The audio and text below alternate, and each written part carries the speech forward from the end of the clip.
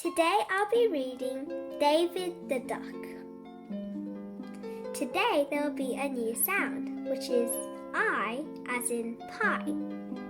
And there are some special words, such as behind, imagine, teased, mother, father, surprise, caught, enough. Look through the story, find and say each special word. Now we are ready to read the story. Once upon a time, there was a little duck called David. He lived with his mother and father and sisters and brothers on a very nice farm by the river. David should have been very happy, but he had a problem. His quack was too loud. "Go away, David," his brothers and sisters would say. "Your quack is too loud." One day, even his mother and father said, "Go away, David. Your quack is too loud." David felt terrible. He walked away. He walked far away. What was he going to do? Suddenly, he stopped. What was that? He listened. He listened hard. Yes, there was something. It was a soft little voice quacking for help. He could just hear, "Quack, help, quack." David went towards the quacking. Soon, he realized that it was coming from behind a bush. There, to his surprise, he spied his brother Thomas with his feet caught in a trap, crying bitterly. "I'm going to die! I'm going to die!" "What's the matter?" asked David.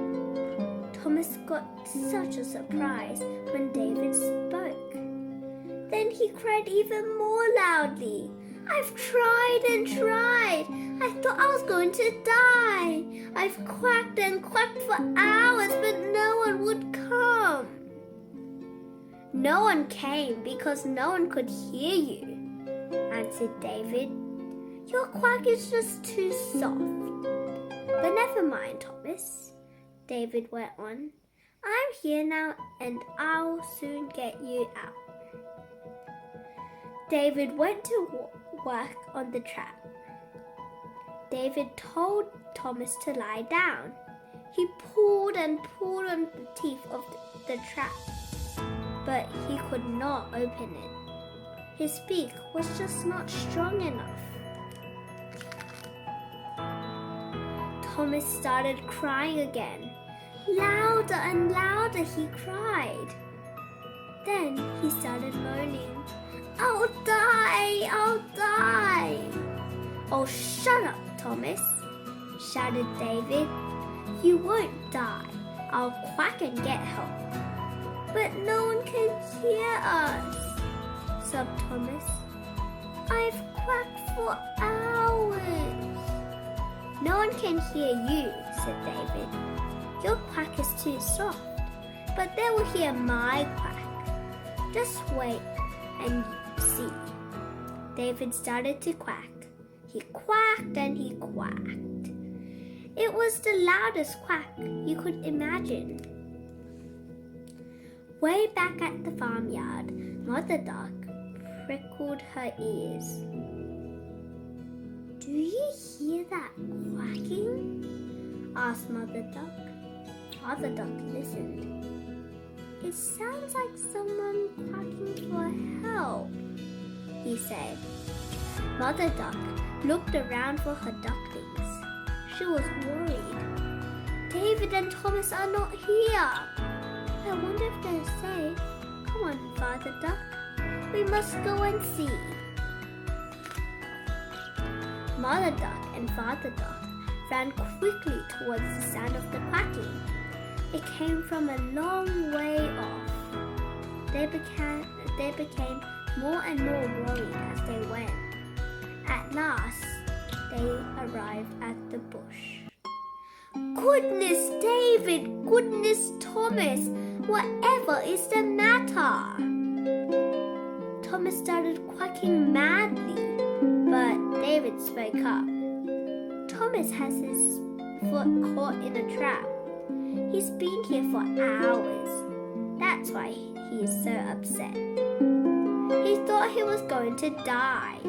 He quacked and quacked, but no one heard him because his quack was too soft. I was just lucky to find him. I came for a long walk this way because I was feeling too unhappy to stay at the farmyard. I tried to open the trap, but my beak is not strong enough.